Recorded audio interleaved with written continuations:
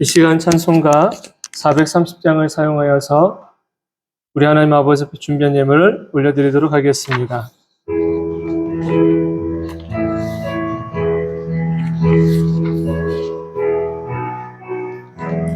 주와 같이 길 가는 것 즐거운 일 아닌가. 우리 주님 걸어가신 발자취를 밟겠네. 한 걸음 한 걸음 주 예수와 함께 날마다 우리 걸어가리. 어린아이 같은 우리 미련하고 약하나 주의 손에 이끌려 생명길로 가겠네. 한 걸음 한 걸음 주 예수와 함께 날마다 우리 걸어가리. 꽃이 피는 들판이나 험한 골짜기라도 주가 인도하는 대로 주와 같이 걷겠네. 한 걸음 한 걸음 주 예수와 함께 날마다 우리 걸어가리.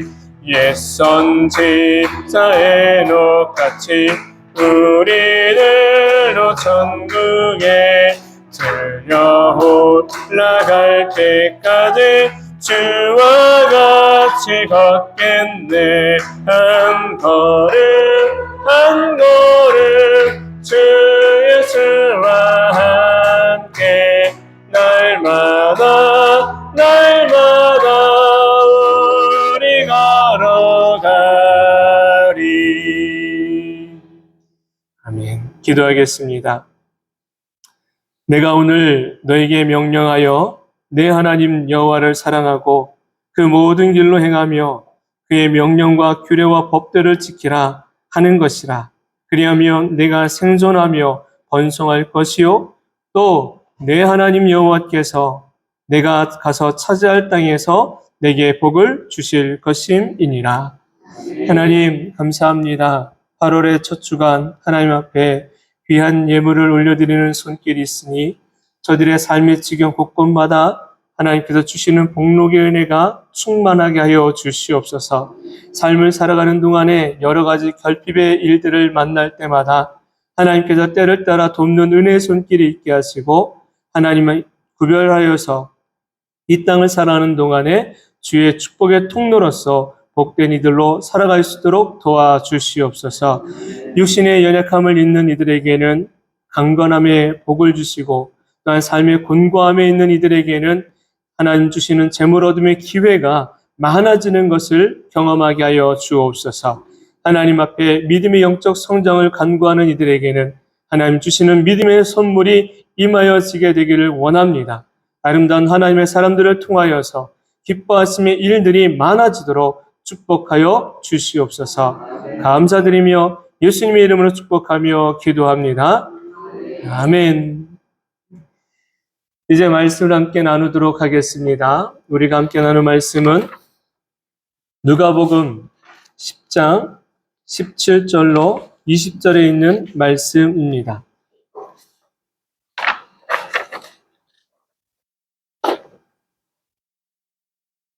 본문 말씀 누가복음 10장 17절로 20절 함께 말씀 봉독합니다. 70인이 기뻐하며 돌아와 이르되 주여 주의 이름이면 귀신들도 우리에게 항복하더이다.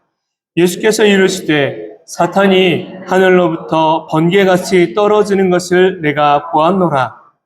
내가 너희에게 뱀과 전갈을 밟으며 원수의 모든 능력을 제어할 권능을 주었으니 너희를 해칠 자가 없으리라. 그러나 귀신들이 너희에게 항복하는 것으로 기뻐하지 말고 너희 이름이 하늘에 기록된 것으로 기뻐하라 하시니라. 아멘. 요즘 텔레비전을 틀면 어느 방송사든지 함께 보여주고 있는 프로가 있습니다. 바로 2024 파리 올림픽이지요. 우리나라 선수들이 예상보다 뛰어나게 선전하고 있는 장면들을 보면서 많은 분들이 기뻐하고 또 다시 힘을 내어 지금의 어려움을 극복해보자라는 말들을 하는 걸 듣곤 합니다. 그 이야기를 들으면서 생각합니다. 오늘을 살고 있는 우리가 얼마나 어렵고 힘겹고 또한 버겁게 하루하루를 살고 있는지. 지금은 어렵지만 우리는 기대와 희망, 소망이 있습니다. 다시 웃을 날이 있을 거라는 것입니다. 그날을 기대하며 오늘을 살아보는 것, 그날을 바라보며 오늘의 힘을 내는 것, 그것이 바로 소망을 가진 이들의 삶인 줄로 믿습니다. 경기를 가만히 관람하면서 보면서 이제 경기를 마친 이들의 선수들의 표정 속에서 전 두 가지를 봤습니다. 하나는 아쉬움이고 하나는 기쁨이었습니다. 아쉬움의 마음을 가진 선수들은 이런 인터뷰를 하더라고요. 다음을 향해서 내가 다시 조금 더 도전해 보겠습니다. 아쉬움이 남은 선수들은 도전의 의지를 갖고 그것이 디딤돌이 되어진다라는 사실을 너무 명확하게 알고 있는 거예요. 또한 기쁨의 마음을 가진 선수들은 지나간 시간 동안의 수고의 대가, 수고의 위로라는 것으로 여기고 그 순간은 기뻐하며 그렇다고 너무 흐트러지지 않고 이 순간은 내가 기쁨으로 즐길 겁니다. 라는 그런 인터뷰 내용을 듣기도 했습니다. 여러분, 우리의 삶도 크게 다르지 않은 것 같습니다. 수고하였어도 내가 생각하는 것보다 더 많은 것, 더 기대치를 얻을 수 없을 때가 있습니다. 그럴 때 우리는 어떤 마음을 가져요? 아쉬움의 마음을 갖습니다. 아쉬움은요, 절망과 분명 다릅니다. 아쉬움이 절망이라고 생각하지 마세요. 아쉬움과 절망은 무게감이 다르고 의미가 다른 것입니다. 아쉬움의 마음을 가지고 있다면 우리도 다시 도전할 수 있다는 의지를 가질 수 있습니다. 하나님 우리에게 무엇을 주시는 분이세요? 기회를 주시는 분이세요. 그 기회는 어떤 기회입니까? 먼저는 영적인 성장을 이루는 기회이고 또 하나는 우리의 삶의 지경에 성장해가는 기회다라는 사실입니다. 그러나 절망은 뭡니까? 절망은 하나님이 주신 기회를 아예 바라보지 않는 게 절망인 거예요. 그래서 우리의 삶을 어디로 이끌고 갑니까? 나락으로 이끌고 가는 게 절망인 것입니다. 저와 여러분 가운데 사단이 가지고 오는 절망의 무기를 우리는 무엇으로 대적해야 됩니까? 믿음의 방패, 성령의 검, 말씀으로 맞서 싸워야 될 사람들이라는 사실을 반드시 기억하시기를 바랍니다. 절망이라는 그림자가요, 우리의 삶을 드리워게 할 때가 있어요. 그럴 때마다 우리는 빨리 선포해야 됩니다. 예수의 이름을. 예수의 이름을 선포하면 두려움, 절망, 낙심이 사라지게 될 줄로 믿습니다. 이렇게 선포하는 분이 계세요. 캄캄한 곳에 가면 두려움이 오잖아요. 그럴 때마다 주님의 이름을 선포하는 거예요. 그러면 그 두려움이 사라져가는 거예요. 인생의 그림자가 드리워질 때마다 예수의 이름의 능력을 믿고 선포하면 그것은 사라지고 광명한 빛 가운데로 우리를 이끌어 가시는 줄로 믿습니다. 여러분, 사단은요, 나에게 주시는 하나님의 기회, 나에게 주시는 그 축복을 어떻게 해서든지 간에 빼앗아 가려고 하는 게 사단입니다. 그러려면 우리가 어떻게 됩니까? 사단에게 하나님이 내게 주신 기회를 순순히 내어줄 수는 없어요. 빼앗기면 절대 안 되는 것입니다. 이번 주중에 봤던 종목 중에서 하나, 유도라는 종목이 있고 거긴 체급별로 있어요. 그런데 남자 운동 경기 중에 100kg 이상 무제한급의 우리나라의 김민종이라는 선수가 출전해서 은메달을 땄습니다. 역사상 최고의 성적이라 그래요. 그런데 이 선수가 겨루었던 선수가 누구냐면 프랑스에서 가장 유도를 잘하는 선수, 레전드라고 불리는 선수, 무려 키가 2m 7cm가 되는 선수인 거예요. 화면으로 봐도 마치 다윗과 골리앗과 같은 거죠. 그런데 그동안에 이 김민종이라는 선수가 싸워서 올라온 선수가 다 자기보다 체격도 큰 선수들인 거예요. 근데 한판 승으로 다 이기면서 올라왔어요. 보아하니까 경기 때 이 선수가 도복을 꽉 잡더라고요. 그러면서 이걸 놓지 않아요. 해설자가 말하는 길에 저 손을 놓으면 안 됩니다. 저 옷깃을 놓으면 안 됩니다. 라고 계속 반복으로 얘기하는 거예요. 그것을 꼭 잡아야지 기술이 들어가고 그 선수를 이길 수 있습니다. 였던 거예요. 아, 거기서 저에게 온 게 있어요. 그렇지. 우리의 삶에 사단이 넘어지게 만들고 세상이 우리를 무너지게 만들고 달려올 때 우리가 꼭 붙잡아야 될 옷깃이 있다라는 것입니다. 그것이 바로 주님의 옷깃인 줄로 믿습니다. 우리는 주의 손을 꼭 잡아야 되는 거예요. 주의 옷깃을 꼭 잡아야 되는 거예요. 그걸 꼭 놓치면 안 되는 것입니다. 그럴 때 우리는 세상을 이길 수가 있는 줄로 믿습니다. 영적인 셈은요, 다른 곳에서 나오지 않는 거예요. 내가 얼마나 주님을 꼭 잡고 가느냐, 아니면 그냥 놓치고 사느냐입니다. 사랑하는 성도 여러분, 저와 여러분이 주님 손 꼭 잡고, 마치 혈루병 여인이 주님의 옷깃을 꼭 잡았던 것처럼 주님 꼭 붙들고 사는 저와 여러분들 되기를 소망합니다. 앞뒤 좌우에 계신 분들에게 오늘 휴가 기간이라서 많은 분들이 못 나오셨어요. 우리 서로를 힘있게 격려합시다. 우리 이렇게 격려합시다. 시온의 대로를 걸읍시다. 한 번 더요. 주님 손 꼭 잡고 승리합시다. 예, 주님 손 꼭 잡고 승리합시다. 할렐루야. 아멘. 본문의 말씀을 가지고 세 가지의 말씀 주제를 가지고 함께 나누려고 합니다. 첫 번째는요, 환경은 그대로인데 넘치는 기쁨이 있습니다. 본문 말씀 우리 한번 같이 읽어볼게요. 17절입니다. 본문 17절 함께 읽죠. 시작. 70인이 기뻐하며 돌아와 이르되 주여 주의 이름이면 귀신들도 우리에게 항복하더이다. 아멘. 여러분 한번 믿으시면 아멘 합시다. 예수의 이름에는 능력이 있는 줄로 믿습니다. 그 이름이 나의 소망이 되는 줄로 믿습니다. 여러분이 그 이름을 믿고 예수님을 믿고 난 이후에 우리 영적인 신분은 분명 달라졌지요. 우리 영적인 신분은 분명 달라진 거예요. 과거에 예수님 믿기 전에는 사단의 종으로, 사단의 자식으로 거짓의 영에 이끌려 살던 인생이었고 그 삶이었고 그 영혼이었는데 예수님을 나의 구주를 영접한 이후에는 우리가 하나님의 자녀가 되었고 사망이 아닌 생명을 얻은 자가 된 줄로 믿습니다. 이것이 선명하고 명확하게 우리 안에 있어야 돼요. 우리는 이런 영적인 변화, 영적인 거듭남, 영적인 신분이 달라진 사람들입니다. 그렇기 때문에 우리가 이곳에서 하나님을 아버지라 예수 그리스도 나의 구주라 고백하며 예배드리고 있는 것이에요.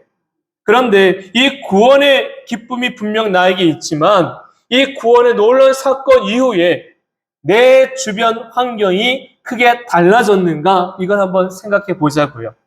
내가 예수를 믿고 난 다음에 내 환경이 달라졌는가? 내 주변의 사람들이 달라졌는가? 한번 생각해 보니까 어때요? 환경이 갑자기 달라졌습니까? 주변의 사람들이 갑자기 달라졌습니까? 별로 달라지지 않았어요. 구원을 받은 이후에 환경이 달라진 것도 아니고 그렇다고 역전된 삶을 살아가는 것도 아니에요. 변화가 환경적인 변화는 거의 없어 보여요. 그런데 무엇이 달라집니까? 무엇이 달라진 것이에요? 내 마음과 내 보는 시선과 내 말의 변화가 일어나게 되었다라는 것입니다. 예를 들어 말씀드릴게요. 사도행전 16장에 가면 간수장으로서 사도 바울을 만난 인물이 있지요. 처음 그는 감옥을 지키는 간수장이요, 죄인을 지키는 그 사명이 있던 이였습니다. 그런데 그가 바울을 통해 가지고 복음을 듣고 예수님을 영접하게 됩니다. 그리고 그와 함께 했던 모든 가족들이 예수님을 영접하고 난 이후에 그들 안에 무엇이 들어와요? 기쁨의 은혜가 들어왔습니다. 그 구원의 기쁨을 얻은 이들 삶이 그러면 어떻게 바뀌었을까? 그들의 직업이 바뀌었을까? 그들의 환경이 바뀌었을까? 그들의 환경은 전혀 바뀌지 않아요. 그런데 신분이 바뀌어지니까 어떤 변화가 일어나요? 그들의 마음에 삶이 기쁨으로 넘치더라는 사실이에요. 모든 것을 볼 때마다 감사가 되고, 그리고 기쁨이, 왠지 모를 기쁨이 그 안에서 샘솟듯이 솟아 나왔다라는 사실입니다. 여러분, 수가성 사마리아 여인의 삶을 가만히 한번 살펴보세요. 예수님을 만나기 전에 그 여인의 삶에는 기쁨이 있을까요? 즐거움이 있을까요? 행복이 있을까요? 남편이 5이나 되어도, 6번째 그 남편이 있어도 전혀 그 여인에게는 기뻐하지 않고 행복이라는 것이 없고 즐거움이라는 것이 없어요. 날마다 그 삶이 무미건조했던 삶이었고 간조한 삶이었던 거예요. 그런데 예수님을 만나고 난 이후에 이 여인의 삶은 완전히 바뀌어집니다. 남편이 바뀐 게 아니에요. 환경이 바뀐 게 아니에요. 여인이 바뀌기 시작합니다. 그래서 이 여인이 어떻게 합니까? 예수님 만나고 난 다음에 그 성에 들어가가지고 만나는 사람들마다 누구를 전해요? 예수님을 전하며 기쁨에 차가지고 행복에 겨워가지고 넘치는 감사로 예수님을 전하더라는 사실이에요. 그 전까지는 사람들을 만나는 게 두려운 거예요. 불편했던 거예요. 그래서 이 여인이 낮에는 물 길러 아무도 나오지 않는 그때에 사람이 없는 그 시간에 물을 길러 나오다가 예수를 만난 거 아닙니까? 그런데 만나고 나니까 이제는 사람들 만나는 게 두려울까요? 안 두려울까요? 안 두려워요. 오히려 그 만나는 사람들마다 예수님을 전하는 복음의 통로가 되었다는 사실입니다. 여러분, 우리가 무엇이 달라지는 것인가? 내가 예수를 믿고 난 다음에 환경이 달라지겠지? 이것은 나의 욕심인 거예요.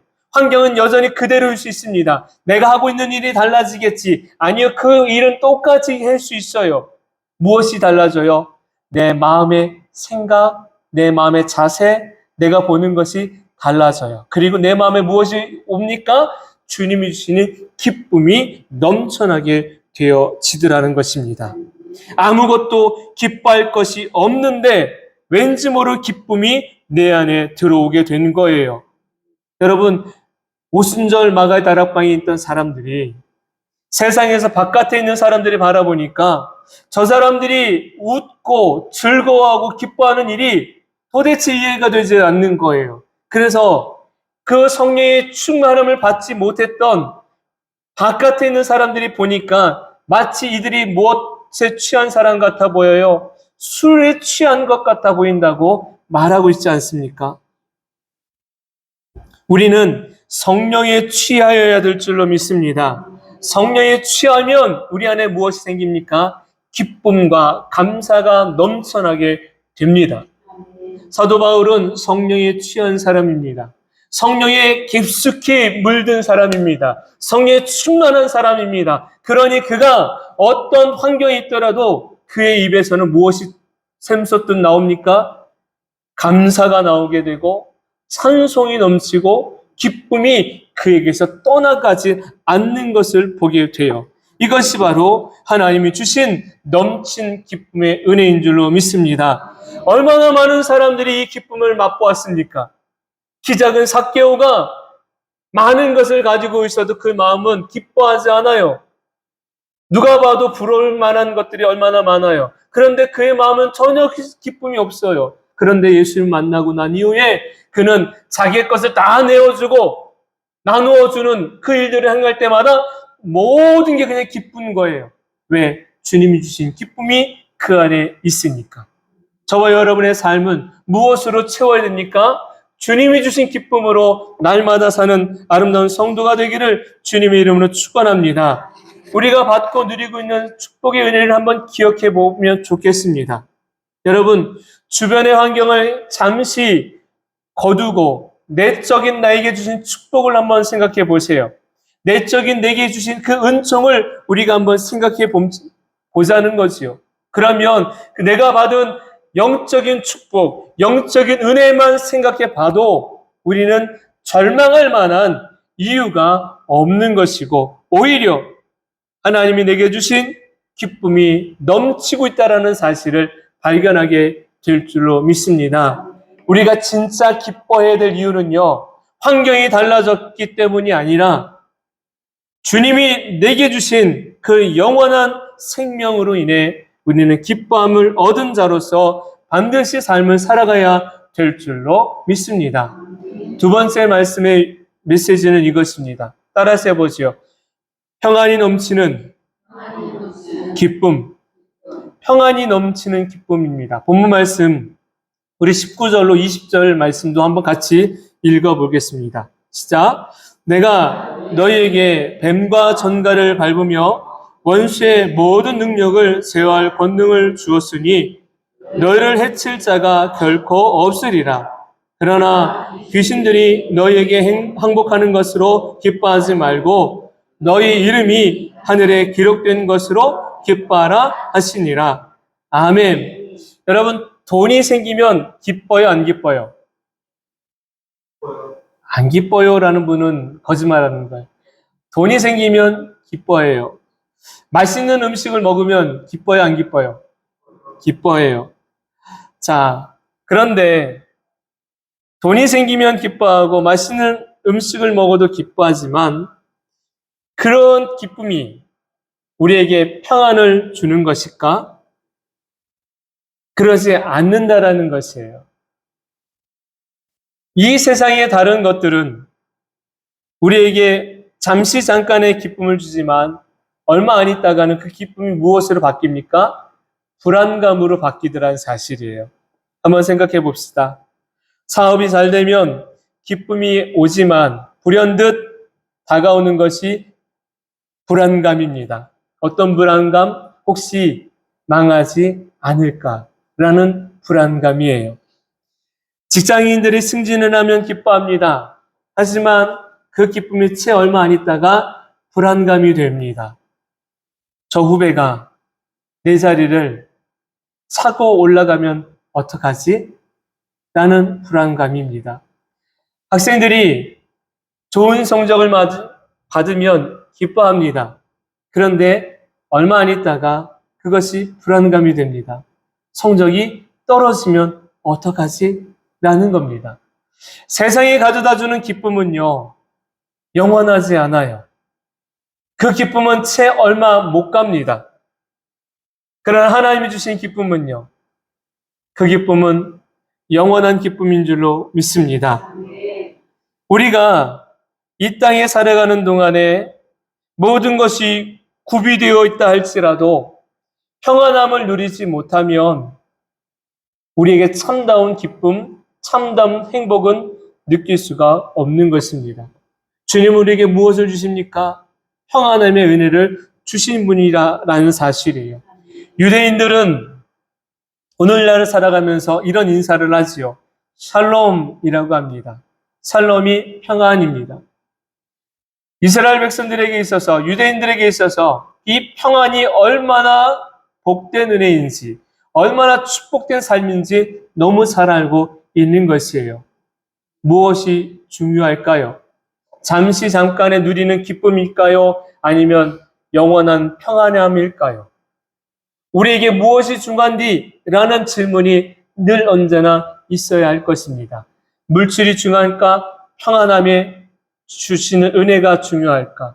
잠시 잠깐을 경험하게 될 이러한 어떤 세상적인 기쁨보다, 일시적인 기쁨보다 영원하고 참된 기쁨의 은혜를 더 소중히 여길 줄 아는 저와 여러분 되어야 될 줄로 믿습니다. 예수님께서 세상을 떠나가시면서 그의 사랑하는 제자들에게 주기로 한 약속이 있었습니다. 그 약속은 바로 성령입니다.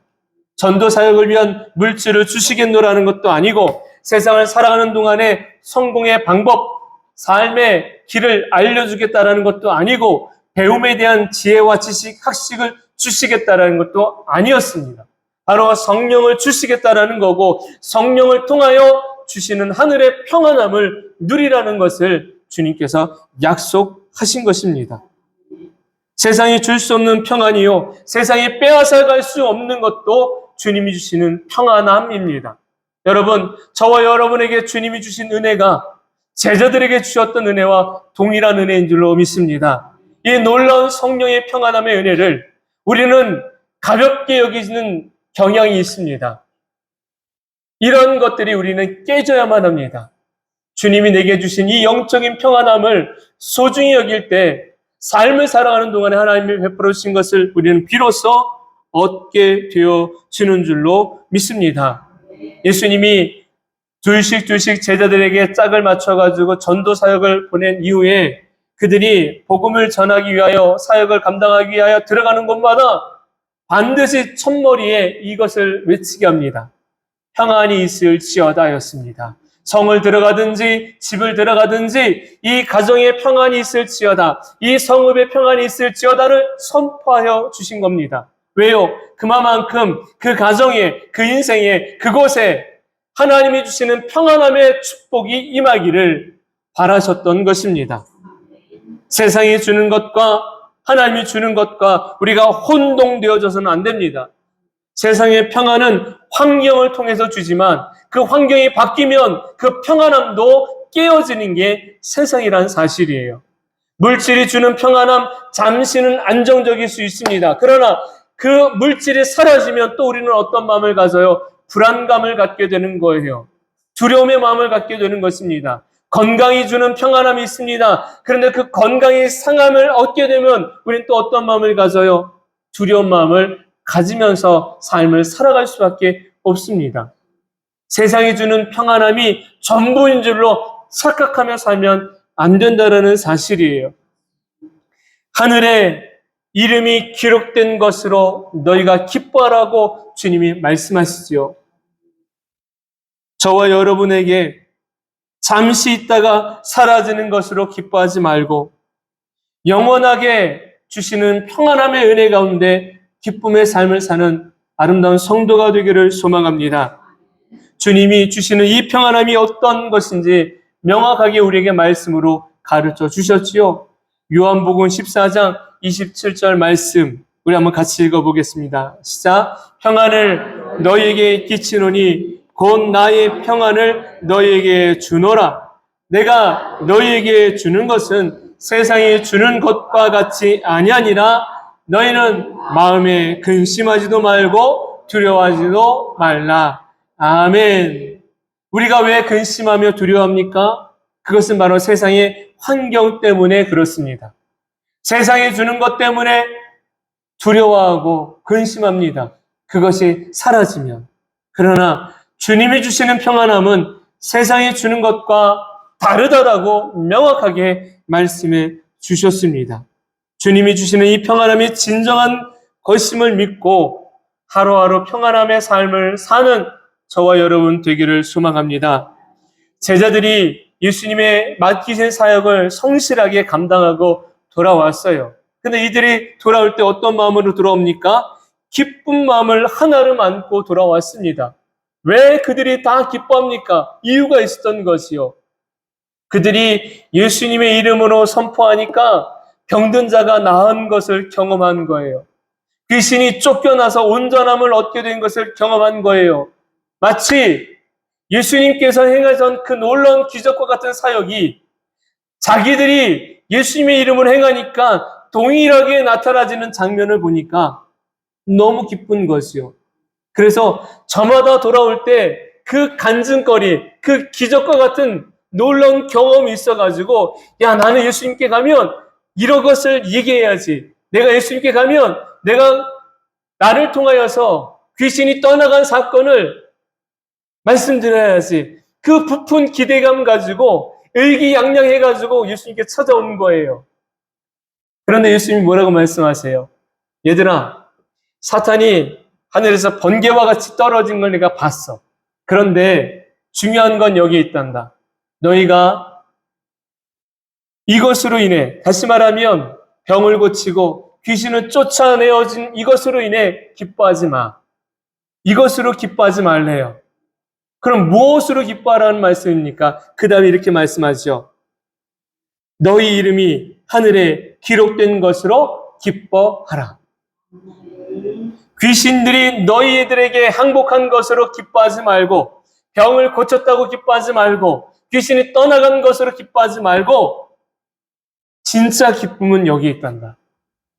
너희의 이름이 하늘에 기록된 것으로 기뻐하라.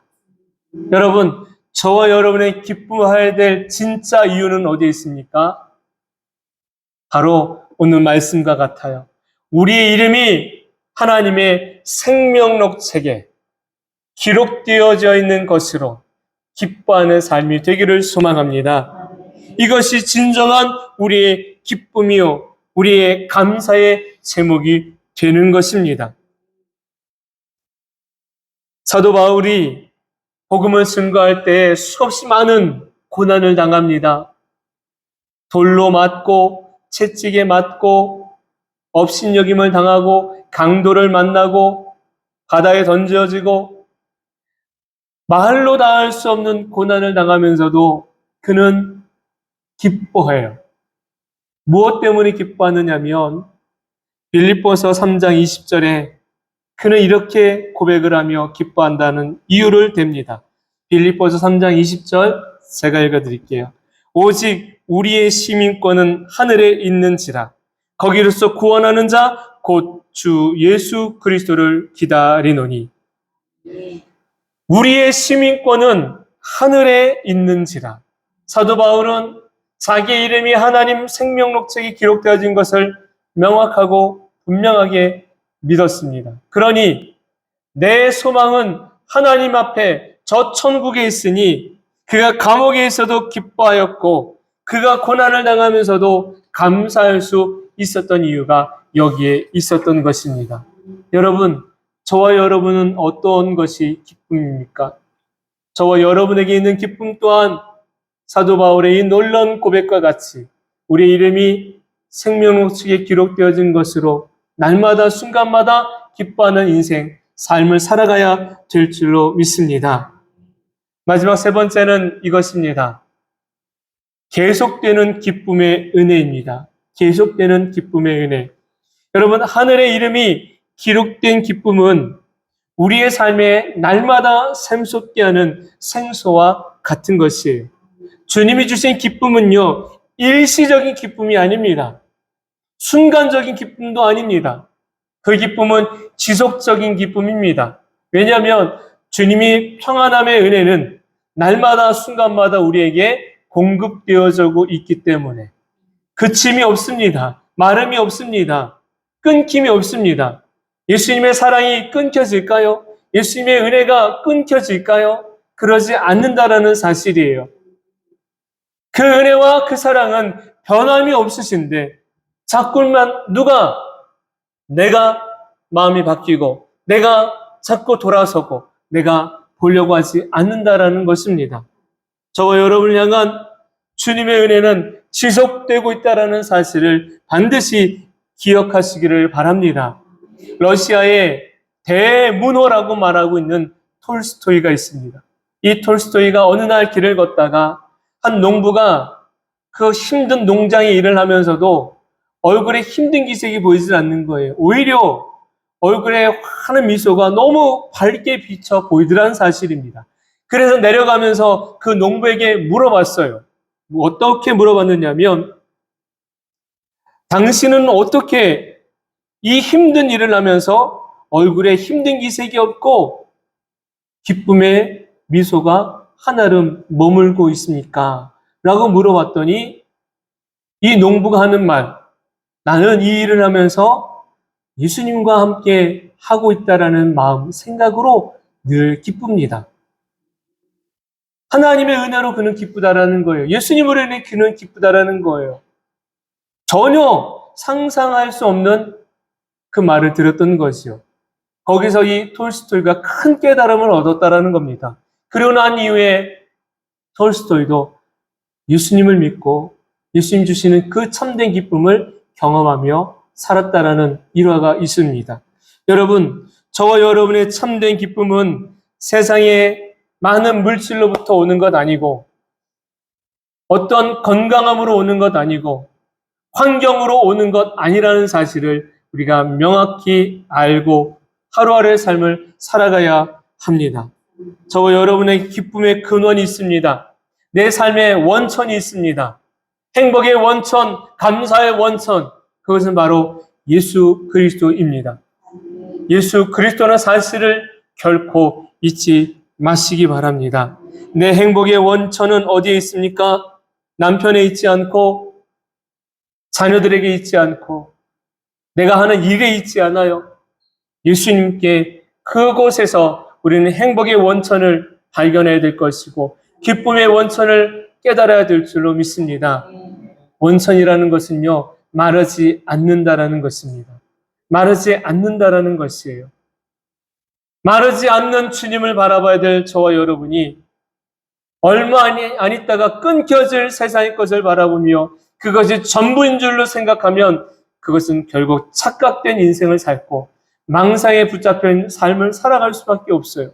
그 삶을 돌이켜서 모든 삶의 원천이 되시는, 기쁨의 원천이 되고 행복의 원천이 되고 축복의 원천이 되시는 예수 그리스도를 바라보는 아름다운 성도가 되기를 주님의 이름으로 축원합니다. 그 길만이 영생 얻는 길이요, 그 길만이 생명 있는 길이니 저와 여러분 모두가 이 놀라운 확신 가운데 삶을 살아가길 소망합니다. 이제 말씀을 마치려고 합니다. 우리보다 앞서가신 믿음의 영적 선배들은 그 삶을 기쁨 누리며 살았습니다. 그 기쁨은 바로 세상에서 얻은 기쁨이 아니라 예수 그리스도를 만나 그 안에서 얻은 기쁨이었던 것입니다. 여러분, 우리는 지금 우리의 기쁨을 어디서 찾고 있습니까? 사람입니까? 세상입니까? 아니면 예수님입니까? 변함없는 예수님으로 인해 우리가 기뻐하고 즐거워하는 삶을 사는 이들이 되어야 될 줄로 믿습니다. 마치 밭에 감춘 보화를 발견한 사람은 자신의 모든 것을 팔아 그 밭을 삽니다. 왜요? 그 밭이 좋기 때문이 아니라 그 밭에 보화가 감추어져 있기 때문에. 저와 여러분의 참된 기쁨, 참된 보화는 예수님 한 분밖에 없습니다. 그분으로 인해 저와 여러분이 살고, 이제 그분이 우리에게 이렇게 말씀합니다. 나의 길을 따라오려. 그 길이 시온의 대로입니다. 그 길이 왕이 가신 왕의 길입니다. 예수님이 오라 하신 그 길을 우리 모두는 초대받은 사람들입니다. 저와 여러분이 그 초대에 응하여서 시온의 대로를 함께 걸어가는 동역자로, 또한 하나님의 기뻐하심을 얻은 협력자로 함께 가기를 소망합니다. 이 시간에 함께 찬송하며 우리 주님을 경배하도록 하겠습니다.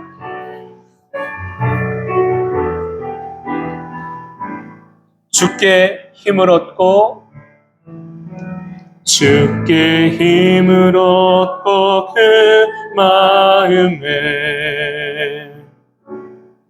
시온의 대로가 있는 그대는 하나님의 축복의 사람이죠. 주님 그대를 너무 기뻐하시죠. 주의 집에 거하기를 사모하고 주를 항상 찬송하는 그대는 하나님의 축복의 사람이죠. 주님 그대를 너무 사랑하시죠. 그대 섬김은 아름다운 찬송, 그대 헌신은 향기로운 기도, 그대가 없는 땅 어디에서라도 주님의 이름 높아질까. 그대 섬김은 아름다운 찬송, 그대 헌신은 향기로운 기도. 그대가 없는 땅 어디에서라도 주님의 이름 높아질 거예요. 잠시 두 눈을 감고 우리 손을 가슴에 한번 모아보시오. 제가 기도합니다. 하나님, 허물과 죄로 얼룩진 인생이었던 우리에게 주님 은혜를 베풀어 주셔서 구원받은 자로, 의로운 자로 불러주시고 하나님 나라 생명록 책에 우리의 이름을 기록해 주셔서 감사를 드립니다. 주님께서 주신 이 놀라운 은혜, 이 평안함과 기쁨의 삶을 세상의 어떤 것과 맞바꾸지 않게 하시고 우리의 마음의 주인, 내 인생의 길을 이끌어 가시는 참된 목자는 예수 그리스도 한 분이심을 고백하며 우리가 삶을 살고자 합니다. 우리의 마음에 샘솟듯하는 기쁨, 우리 주님이 주신 이 평안함을 세상에 내어주지 않도록 주님 도와주옵소서. 주님 손 꼭 붙들고 나아가기를 원합니다. 이 한 주간도 우리가 인생의 삶을 살며 힘겨운 때도 만나지만 그러나 넉넉히 이길 힘과 능력을 우리에게 주신다고 하셨으니 사랑하는 성도들 한 사람 한 사람마다 주님 안에서 주님으로 인해 승리하는 인생을 모두 다 살게 하여 주시옵소서. 그리하여 마침내 하나님 앞에 영광을 올려드리며 승리의 찬가를 멋있게 부르는 성도들의 삶이 되게 하여 주옵소서. 이제는 우리를 죄 가운데서 구원하여 주신 예수 그리스도의 그 크신 사랑과 하나님 아버지의 다함없는 사랑하여 주심과 성령님의 감화 감동 교통 내주하심의 역사가 사랑하는 모든 성도들의 삶 가운데 이제로부터 영원토록 함께 하시기를 간절히 축원하옵나이다. 아멘.